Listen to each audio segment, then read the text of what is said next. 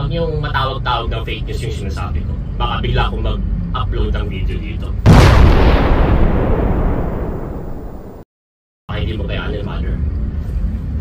And sinabi ko rin after that na kukumpirmahin muna natin kung magjowa na ba sila ulit. So, dun pa lang, linaw-linaw na hindi ko sinasabi na nagkabalikan na ang cut niya, di ba? So, if your interpretation is like that, then kayo ang may problema, not me. That's not on me. Kayong pumalag at tila hinamon ng tinaguri ang pambansang marites na si Sian Gasa ang mga nagsasabi sa kanya na fake news siya.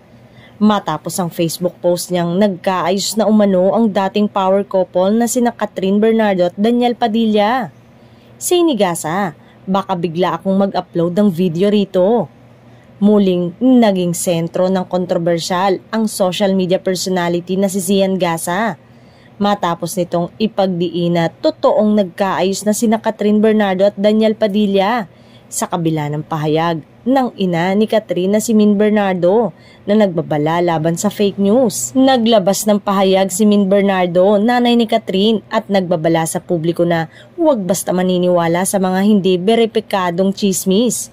Huwag kayong masyadong naniniwala sa mga fake news. Sa kabila ng babala ni Min, hindi natin nagsisiyan at lalo pang pinagtibay ang kanyang pahayag. Sa kanyang video, direkta niyang sinagot si Min Bernardo at nagbantang baka maglabas siya ng pruweba kung patuloy siyang tawaging nagpapakalat ng fake news.